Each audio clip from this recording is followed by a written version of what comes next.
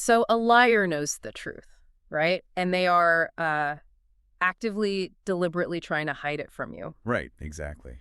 They build this wall to completely obscure reality, but a bullshitter. They do not care what the truth is at all. Yeah, reality doesn't even factor into their equation. Exactly. And according to this growing body of organizational psychologists, that fundamental indifference to the truth is actually doing, well, exponentially more damage to your workplace than outright malicious lying ever could. So, welcome to the deep dive. It's a really profound distinction, and it completely reframes how we look at the daily friction of our working lives. Yeah. Because we're taking a comprehensive look at a phenomenon that has finally been categorized, measured, and, clinically defined. Yeah, we are unpacking Jonathan H. Westover's research article.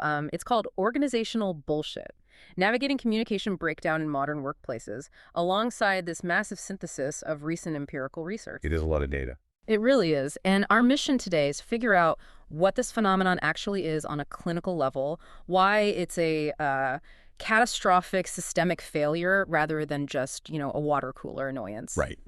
We want to look at how it actively degrades everything from company revenue to your personal mental health, and critically, what the evidence-based strategies are that we can use to stop it. Okay, let's unpack this because for a long time we've treated workplace jargon, empty corporate speak, baseless projections as just sort of the weather. Yeah, it's just the backdrop of corporate life, right? It's a Dilbert comic. Exactly. But this research elevates it from a casual grievance to a measurable organizational hazard. It's like a toxin in the water supply. It really is. And I think validating the listener's experience here is crucial. We've all sat in those meetings, Oh, yeah. We've all heard the buzzwords and felt that frustration. But now, it's not just a water cooler complaint. It is a measurable organizational hazard.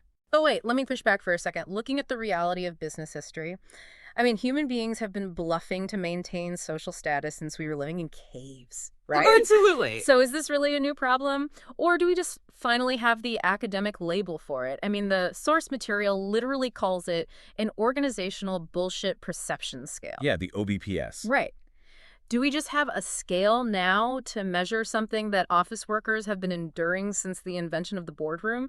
Because empty suits aren't an invention of the 2020s. You're touching on something fundamental there. The human instinct to posture, to puff up our chests, to protect our status is absolutely ancient. You're completely right. That isn't new. Right. What is entirely new is the specific, intense set pressures in the modern knowledge economy that has caused this ancient behavior to, metastasize into an epidemic. And even more importantly, our scientific understanding of the damage it causes is new.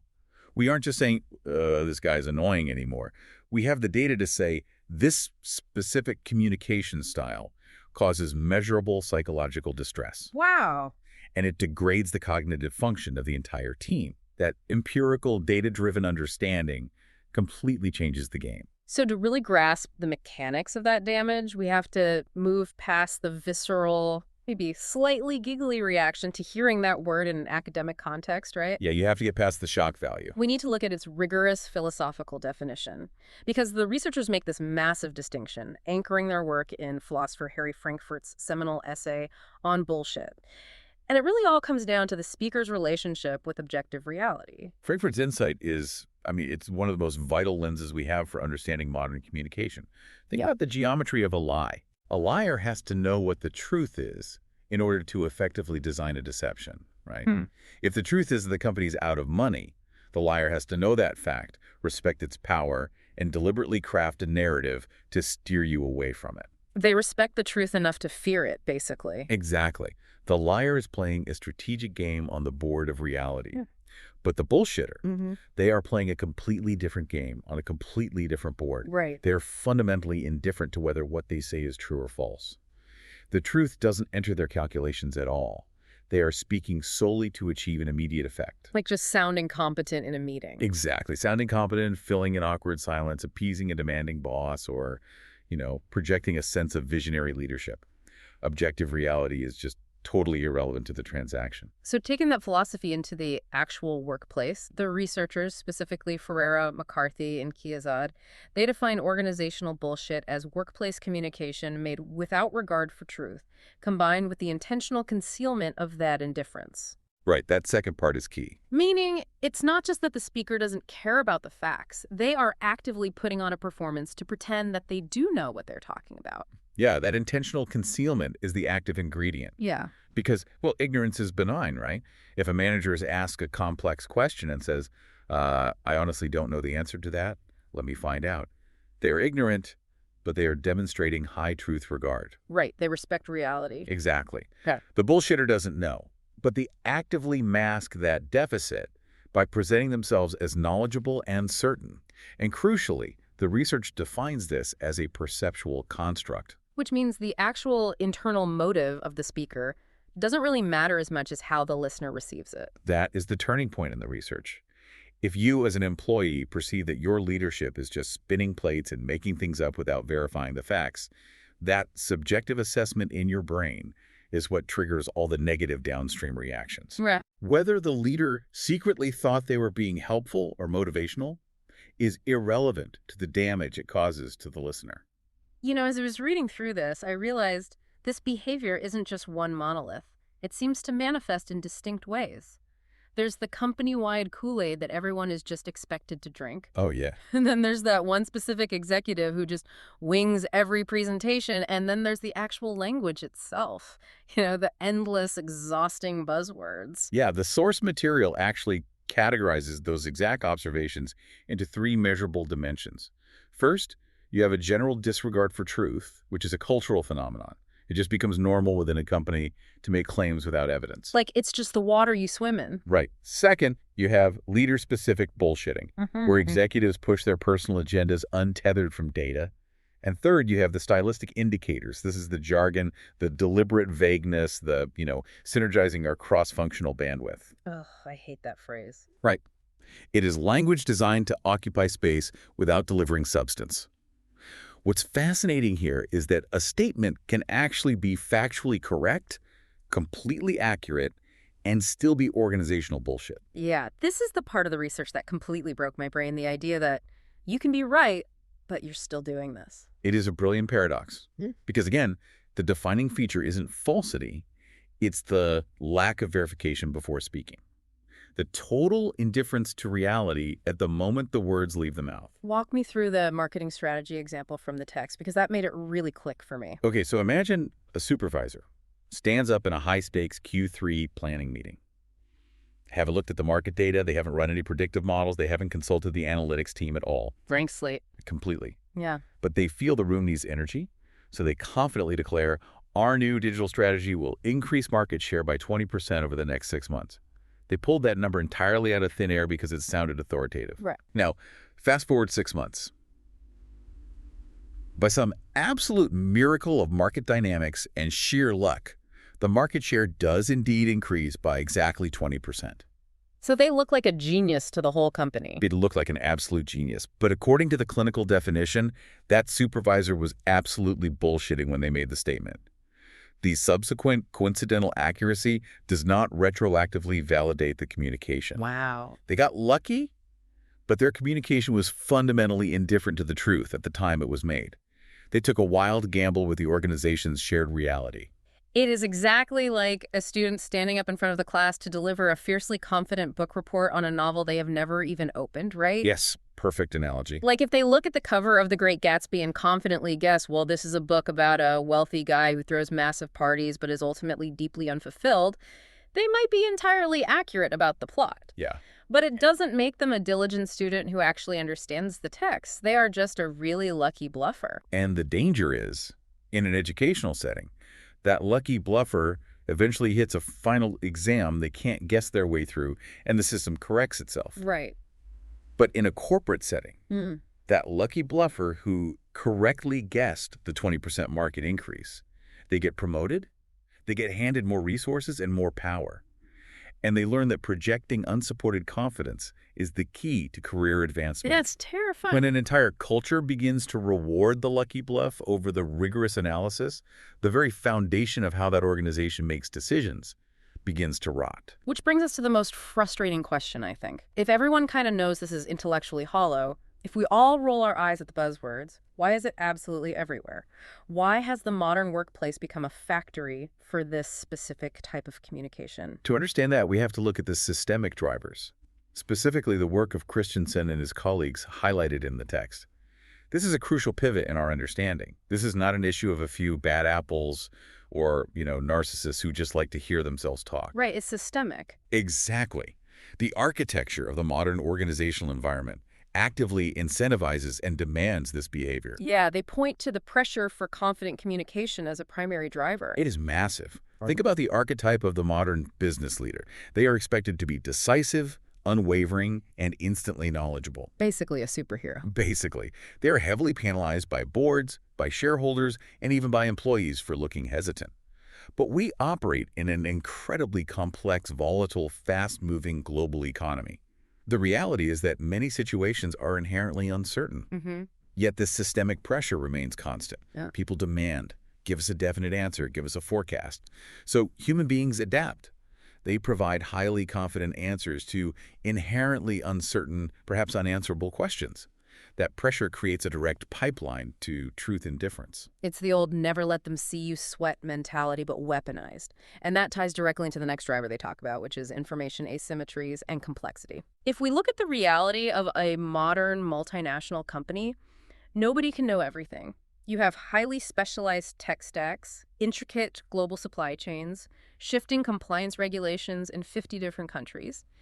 It is physically and cognitively impossible for a CEO or a VP to be a true expert on all of it. Right, the bandwidth just isn't there. But the stigma of admitting those limits remains incredibly high. This is a unique artifact of the knowledge economy. Because if you work on an assembly line building physical cars, your competence is visible, right? If you've attached the door incorrectly, the door falls off. The reality is immediate. You can't fake a car door. No, you can't. But in knowledge work, your primary output is often entirely intangible. Your product is your judgment, your strategic vision, your ability to synthesize ideas. When your output is intangible, sounding confident can, for a terrifyingly long time, serve as a substitute for actual competence. If a manager admits they don't understand the new blockchain integration the engineering team is proposing, they risk looking obsolete. So what do? They bridge the gap with jargon. They use buzzwords as a smokescreen to obscure the edges of their understanding. The text also points to symbolic communication demands. We demand our leaders be more than just administrators. We demand they be motivational figures. Right. We want the rousing speech at the town hall. We want the inspiring vision statement that makes us feel good about coming to work. And when the primary goal of your communication is deep, emotional inspiration, factual precision is almost always the first casualty. You prioritize the feeling over the evidentiary support. And all of this is allowed to flourish because of the force driver, accountability gaps. Yeah. If someone makes a wildly unsupported claim in a Tuesday afternoon strategy meeting saying, this new software vendor will solve all of our cross-departmental integration issues within a month, Right. what usually happens? Most of the time, absolutely nothing. There is rarely a mechanism in place to halt the meeting and force that person to present the data backing their claim. Over time, that lack of friction leads to cultural normalization. Jargon, baseless projections, and truth indifference just become the expected dialect of the building. The researchers actually mapped out how this looks on a practical level. The assertions without evidence, the use of jargon to mask ignorance, and the one that absolutely drives me up the wall, changing the narrative without acknowledging past failures. Oh, that one is classic. Right. An initiative crashes and burns, millions of dollars are wasted, and suddenly the leadership acts like it was always intended to be an exploratory pilot program to gather key learnings. It's claiming certainty about unpredictable outcomes in retrospect. And it's fascinating to see how this manifests differently depending on the specific industry. Oh, really? How so? Well, in the tech sector, organizational bullshit frequently takes the form of wildly overconfident predictions about emerging capabilities.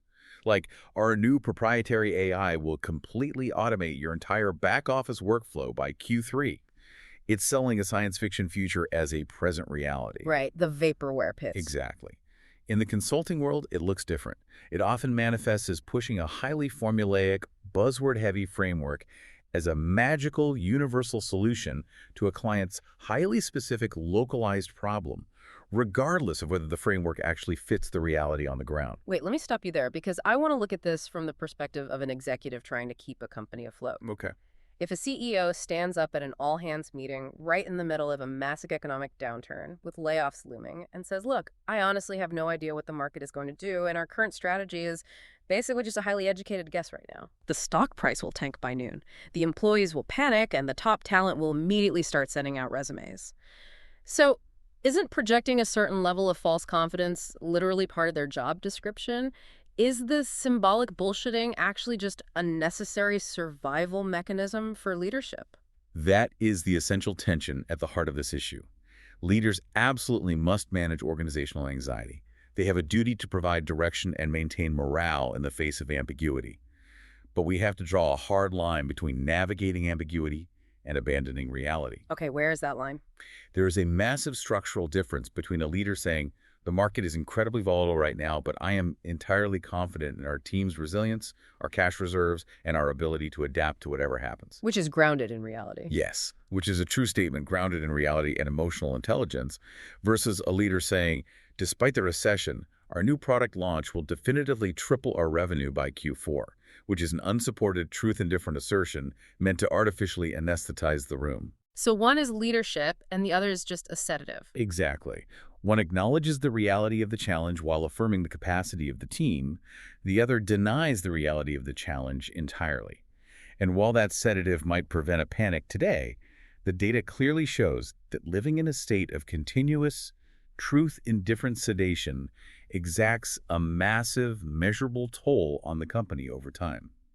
So if everyone recognizes that this confident posturing is mostly hot air, you'd think we would all just adapt to it, right? You'd think we just filter it out as background noise and go back to doing our actual jobs. You would think so.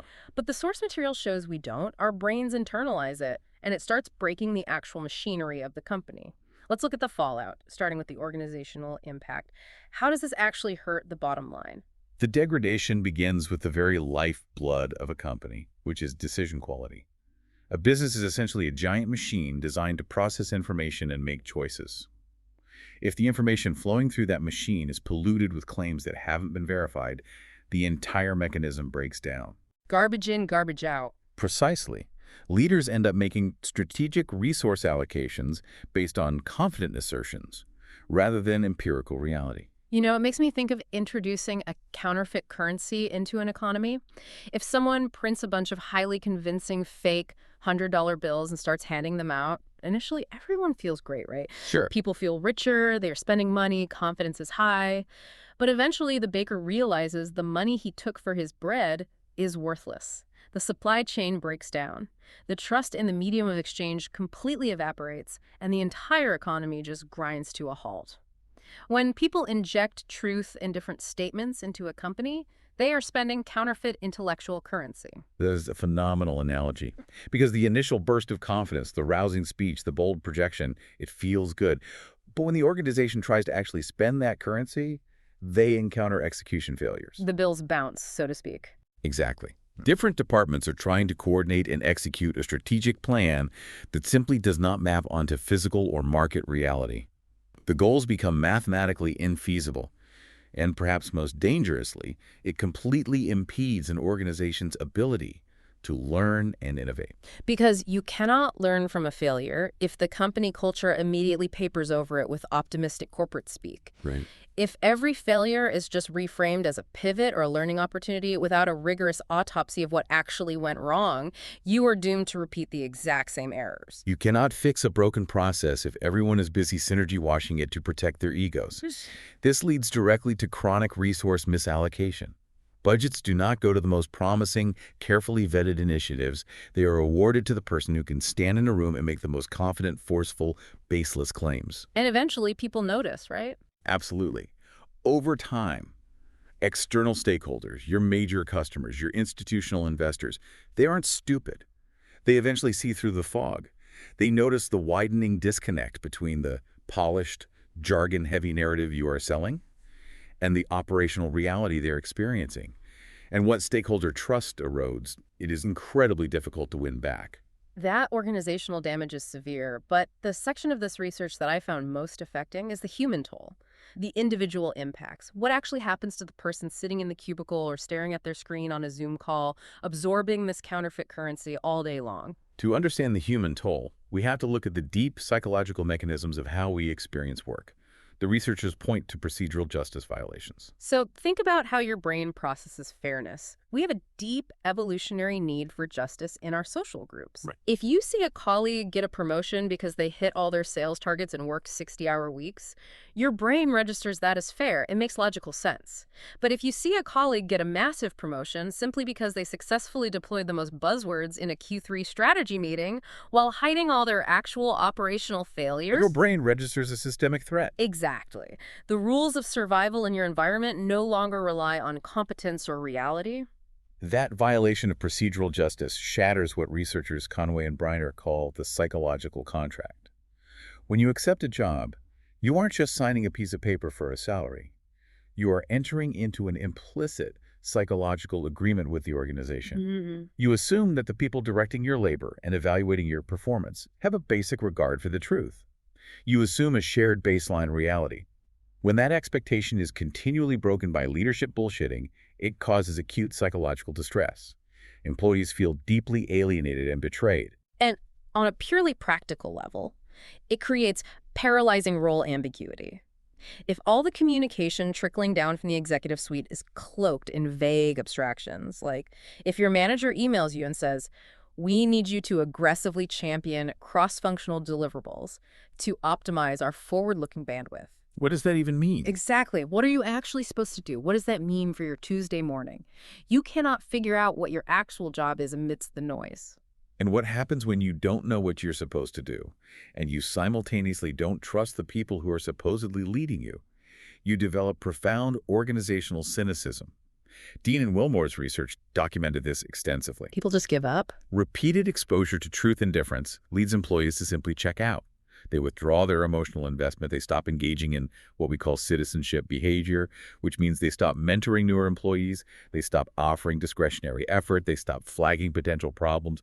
They just put their heads down, do the absolute bare minimum required to not get fired, and wait for 5 p.m. It is the cognitive and emotional labor of navigating a high bullshit environment.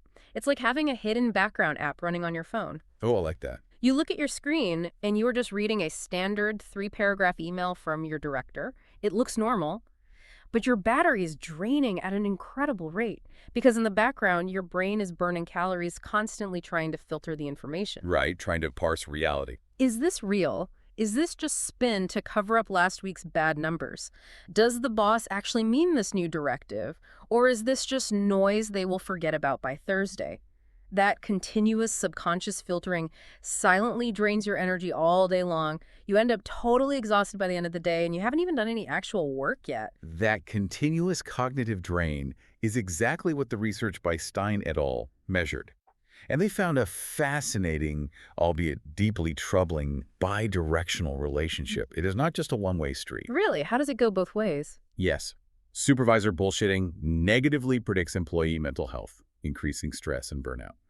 But they also found that existing negative affect, meaning if an employee is already experiencing depression, stress, or burnout from other factors, makes them hypersensitive to perceiving truth-disregard around them. Oh, wow. So it's a vicious cycle. The bullshit causes the burnout, and the burnout makes the bullshit feel even more oppressive. Precisely, because in a healthy workplace, trust and transparent communication act as social capital.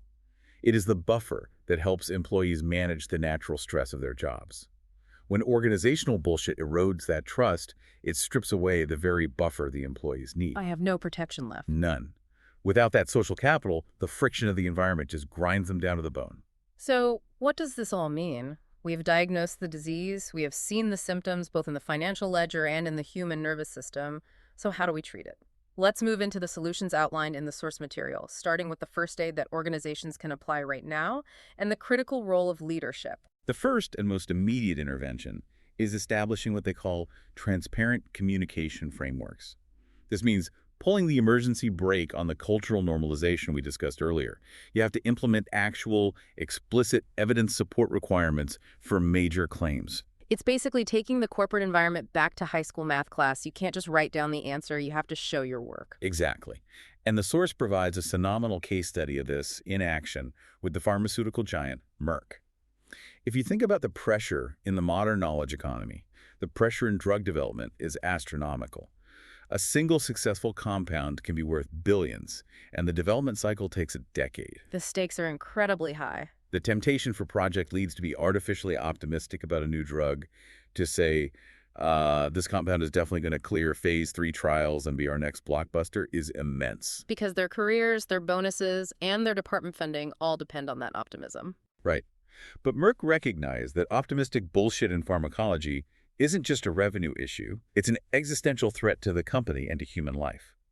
So they implemented a rigorous cultural framework where any claim about a drug's efficacy, potential, or timeline had to directly reference specific documented trial data. No guessing allowed. You could not pitch a hunch. You could not rely on your charisma as a scientist. But the truly brilliant part of the Merck case study isn't just that they demanded data, it's how they handled the unknown, right? Yes, they actively normalized explicitly stating limitations and uncertainties.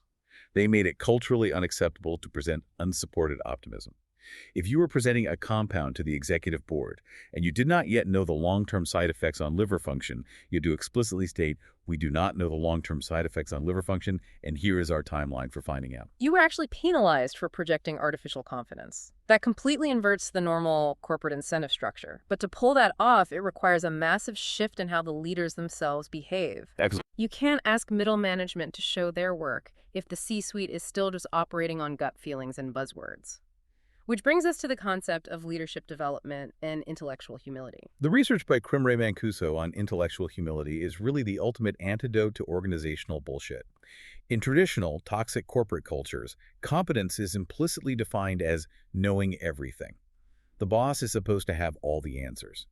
Intellectual humility demands a total redefinition of competence. What does it redefine it as? It redefines it as knowing the exact limits of what you know, and being transparent about those limits.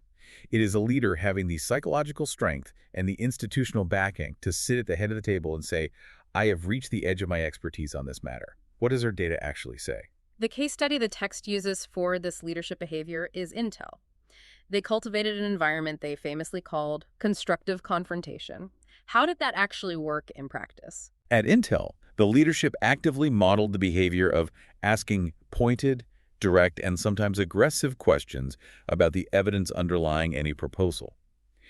If an executive proposed a new manufacturing initiative, the immediate culturally expected response from the room was, what is the specific evidence that supports that projection?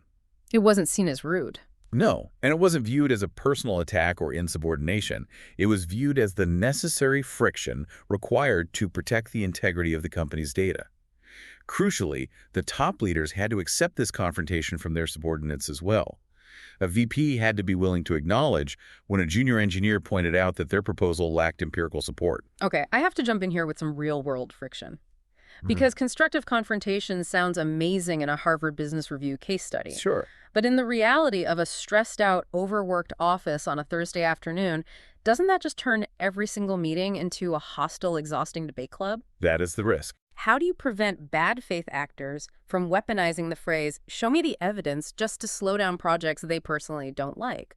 Like, if I want to change the vendor for the break room coffee machine, and Steve from accounting, who hates me, demands I produce longitudinal data on employee caffeine optimization before we can move forward, that sounds like a bureaucratic nightmare. That is a very real, very dangerous risk, and you are highlighting exactly why this requires immense cultural maturity. If constructive confrontation is deployed in an environment that lacks baseline trust and psychological safety, it absolutely becomes a weapon. It becomes a filibuster tactic. Right. The key to making it work, as Intel did during its prime, is that the demand for evidence must be applied universally and consistently, not selectively, to punish rivals. And it must be paired with a realistic understanding that in business, you never, ever have 100% of the data. You can't paralyze the company. Yeah, exactly. The goal of constructive confrontation isn't to eliminate all risk or demand academic perfection for every minor operational choice. The goal is to ensure that the risk is acknowledged and the assumptions are made visible, rather than being obscured by confident buzzwords. Which is the perfect bridge into the next phase of the solution. because relying solely on individual bravery is a losing game. Hoping that everyone in your company is just a deeply good, intellectually humble person who wields constructive confrontation responsibly is not a strategy. No, it's not scalable. You cannot just treat the symptoms. You have to redesign the environment. You have to build structural defenses into the actual machinery of the business. Exactly. The source material is adamant that individual interventions are insufficient. You need an evidence-based decision-making infrastructure. And one of the foundational pillars of that infrastructure is democratizing data access to reduce information asymmetry. Basically, if everyone in the department has the login to the analytics dashboard, the manager can't stand up in the meeting and lie about what the dashboard says. You remove the shadow where the bullshit grows. When data is siloed and controlled by a few gatekeepers, the person who holds the data can spin the narrative however they want. When access is democratized, truth indifference faces immediate, frictionless challenge. The researchers also heavily emphasize the institutionalization of practices like premortems. I am obsessed with the concept of a premortem. It is one of the most elegant cognitive hacks in business. Before you launch a major project, you gather the entire team in a room and you say, okay, imagine it is exactly 1 year from today. This project has been an unmitigated, catastrophic failure. It completely tanked. Now, why did it fail? It completely short-circuits the pressure to be optimistic. By forcing people to mentally inhabit the reality of the failure, you strip away the protective layer of corporate speak. You give them permission to look at the actual vulnerabilities, the hidden assumptions, and the weak links in their plan that they were previously too afraid to point out. And you pair that predictive tool with retrospective accountability, which are after-action reviews.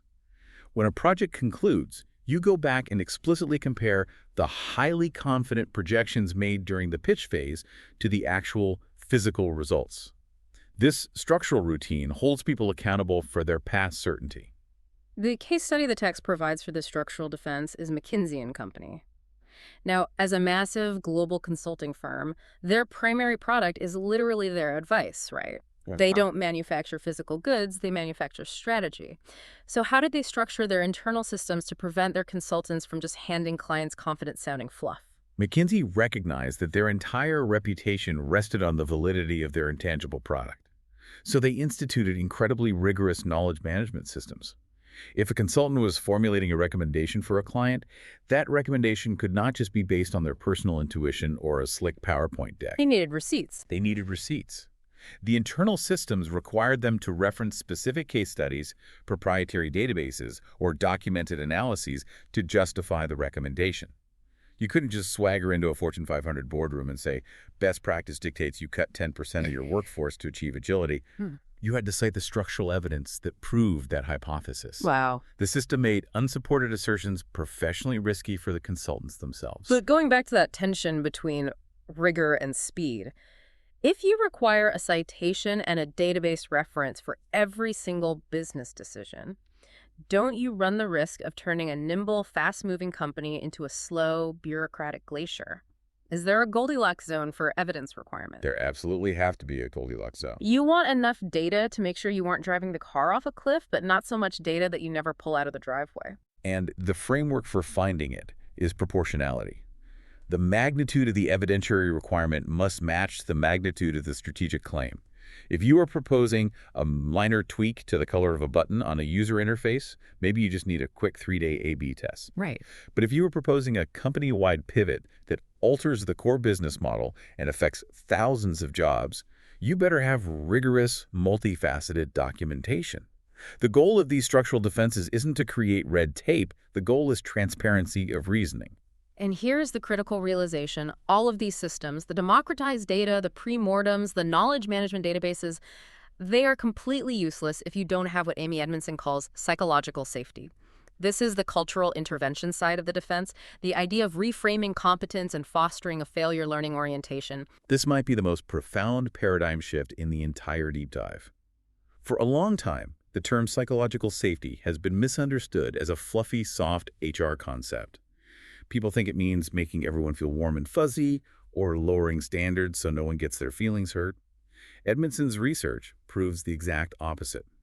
Psychological safety is a critical, hard-nosed data integrity tool. Break down the mechanics of that. How does feeling safe equal better data? It comes down to human fear. If employees are afraid of being punished, humiliated, or fired for making a mistake or admitting ignorance, they will resort to bullshitting as a survival mechanism. To protect themselves. Yes, they will hide their errors, they will artificially inflate their successes, and they will pretend to understand directives that they actually find baffling. Fear is the ultimate driver of truth and difference in an organization. But if they feel psychologically safe, meaning they trust that they will not be punished for speaking the truth, they will provide accurate data. Because they can afford to. Exactly. They will say, I messed up this calculation on the Q2 report, or I don't think the timeline for this software launch is physically realistic. Safety equals accuracy. That dynamic is perfectly illustrated by the case study of Virginia Mason Medical Center. Right. Think about the stakes in a hospital environment. Hiding a mistake or failing to report a broken process doesn't just result in lost revenue, it can result in a patient fatality. The pressure to appear perfectly competent is literally a matter of life and death. Yeah, you don't want your surgeon guessing. Exactly. Virginia Mason realized that this pressure was causing staff to cover up systemic issues, so they created a patient safety alert system. This was a cultural and structural intervention where any staff member, from the chief of surgery to the janitorial staff, could instantly report an error, a near miss, or a safety concern without any fear of punitive action. And the crucial part is how leadership responded, right? When an alert was triggered, leadership didn't march down to the ward looking for a scapegoat to fire. They immediately investigated the underlying process that allowed the human error to occur in the first place. Right, fixing the system instead of blaming the person. By removing the fear of the guillotine, they eliminated the psychological need for defensive bullshitting. People could just say, hey, this medication protocol is confusing and dangerous, which allowed the hospital to fix the systemic issue rather than forcing nurses to quietly figure out workarounds to avoid getting in trouble. And that ties directly into the concept of procedural justice we discussed earlier. When the processes for making decisions and evaluating errors are transparent, consistent, and based on reality rather than blame, people feel the system is fair. The financial services company, USIA, is the prime example here for building procedural justice into resource allocation. How did they stop executives from just sweet-talking their way into bigger budgets? USAA restructured how major initiatives were approved. Instead of a manager just forcefully pitching their pet project behind closed doors to a VP they play golf with, the proposal had to be submitted to cross-functional review panels. These panels were diverse, bringing in perspectives from different departments. Right. And the panel was mandated to evaluate the proposal purely on its evidentiary support, the realism of its assumptions, and its alignment with core strategy. It wasn't about who was the most charismatic speaker in the room. It wasn't about who had the best slide deck. It was about the data. And the researchers note that this boosted not just the actual fairness of the resource allocation, but the perceived fairness among the employees, because everyone knew the rules of the game. It wasn't about backroom deals or who could deploy the most buzzwords. It was a level playing field based on who could substantiate their claims. Okay, so these structural defenses, the data access, the pre-mortems, the safety alerts, the cross-functional panels, they're incredibly powerful tools. But culture is notoriously fragile. A company can have all these systems in place, and then a new CEO comes in, or a massive market panic hits, and suddenly everyone reverts to truth-indifferent posturing to survive. So how do we stop that? How do we make sure these changes stick? How do we build permanent long-term organizational resilience against bullshit? This is the final frontier detailed in the research, future-proofing.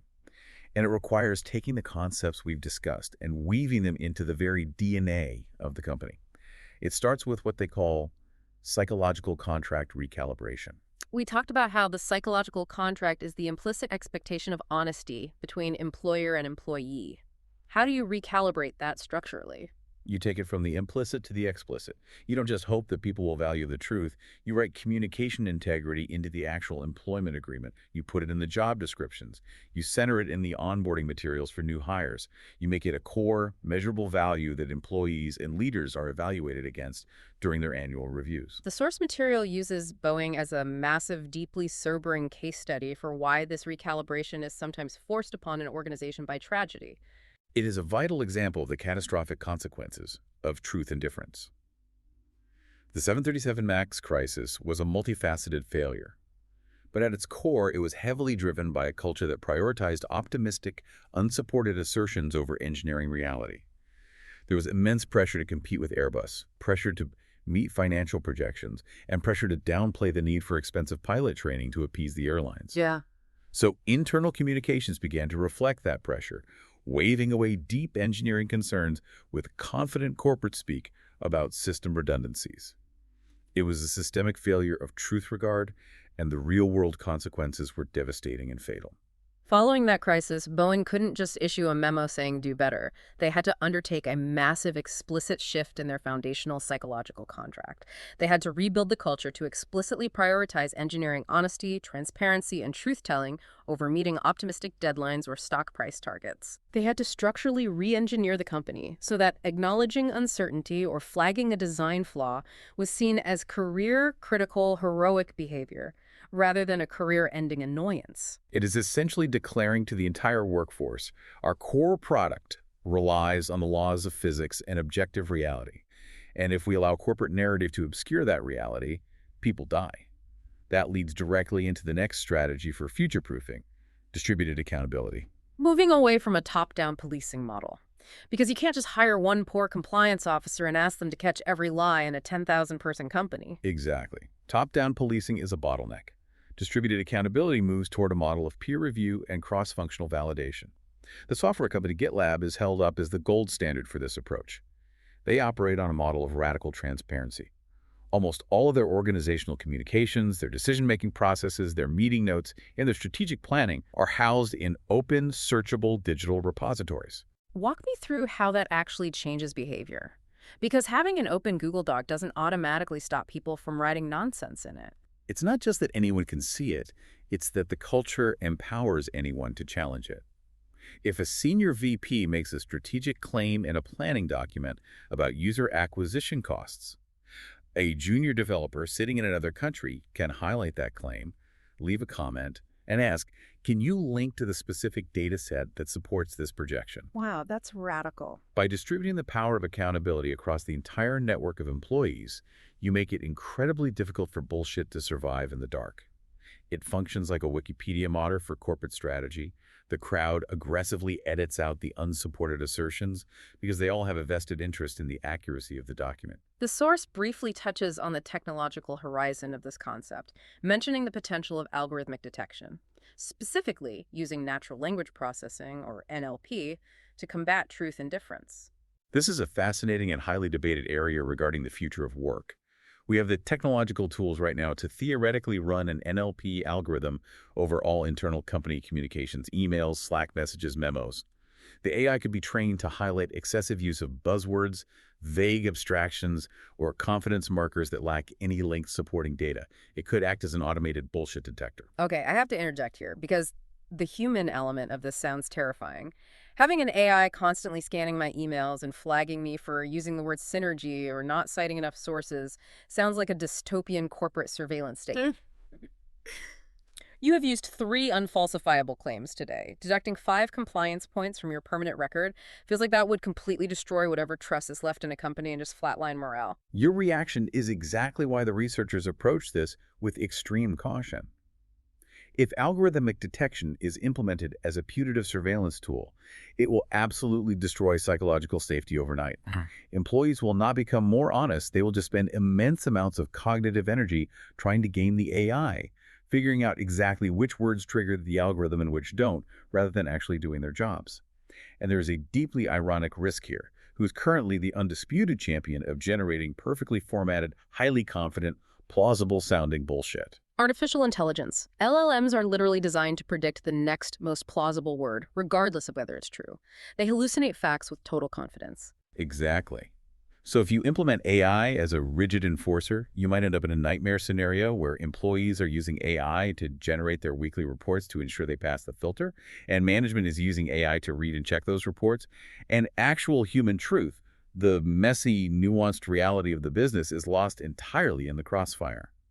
AIs as a bullshit detector might just accelerate the arms race, generating even more sophisticated, syntactically perfect, organizational bullshit. Which proves that you can't outsource your relationship with the truth to a software program. Which brings us to the final, and perhaps most powerful method of future-proofing an organization, purpose, and identity. Aligning the core mission of the company with truth-seeking. True. Lasting resilience doesn't come from a compliance checklist, an evidence mandate, or a fancy AI algorithm. It comes from identity. When we do not tolerate bullshit ceases to be an HR rule and instead becomes a core part of who you are as a collective, the culture naturally polices itself. Look at the final case study provided, the Mayo Clinic. Their entire professional identity is anchored in scientific integrity and elite patient care. Right. If you are a medical researcher, a physician, or an administrator at the Mayo Clinic, your entire professional self-concept, the reason you went to school for a decade, the reason you come to work, is based on empirical data, peer-reviewed evidence, and rigorous honesty. To communicate with a casual indifference to the truth wouldn't just be breaking a company policy, it would be a fundamental violation of your own identity. Right. You couldn't look in the mirror. It would be anathema to what it means to be a medical professional in that building. When an organization can tap into that kind of deep identity-level commitment to objective reality, the resistance to organizational bullshit becomes intrinsic, not extrinsic. It is the exact difference between driving the speed limit solely because you see a police car in your rearview mirror versus driving the speed limit because you genuinely deeply believe that speeding is dangerous to your community. One requires constant enforcement, the other is self-sustaining. Precisely. And that is the ultimate goal of all these interventions. Yeah. To move the organization from forced compliance to intrinsic commitment. Well, we have covered an immense amount of ground today. We started by looking at the philosophical underpinnings of what makes a bullshitter fundamentally different from, and perhaps more dangerous than, a liar. Yeah. We realized that organizational bullshit isn't just an annoying quirk of corporate life. It is a measurable, systemic stressor that acts as counterfeit currency, degrading decision-making, destroying organizational trust, and actively burning out employees through 1,000 tiny psychological cuts. But the crucial takeaway is that the solutions do exist, and they are proven. We need explicit evidence standards that force people to show their work, like Merck and McKinsey. We need to cultivate the deep psychological safety required to admit ignorance without fear, like Virginia Mason. And ultimately, we must recalibrate our organizational contracts to value honest uncertainty over the comforting illusion of false confidence. As someone who loves unpacking these hidden workplace dynamics, it is profoundly satisfying to finally have the vocabulary, the philosophical framework, and the hard empirical data to understand this maddening phenomenon. We no longer have to just roll our eyes at the empty suits and the endless buzzwords. We can point to the data and definitively say, this behavior is actively harming our capabilities and our people. In a world characterized by increasing complexity, volatility, and information overload, intellectual humility is no longer a weakness. It is the single most vital leadership competency we possess. Acknowledging the strict limits of our knowledge is the absolute first necessary step toward actual progress. I want to leave you with one final thought to mull over as you close this out and navigate your own work week. The source material we've explored today focuses heavily on how organizations can systematically stop employees and leaders from bullshitting each other. But as you go into your next Zoom meeting or sit down to draft your next status update, I want you to turn that lens inward. Ask yourself, how much of the organizational bullshit you deal with every single day is actually something you are telling yourself just to survive the week? That's a great question. Are you projecting a mask of false confidence to hide your own burnout, your own imposter syndrome, or your own deep uncertainty about your career path? And what would happen if you demanded rigorous evidentiary support for your own internal narratives? Because at the end of the day, when we look at the diagnostic landscape of our own working lives, we cannot afford to pretend the murky water is clear. We have to be willing to look at reality, acknowledge what we truly do not know, and finally start doing the hard work of building something real.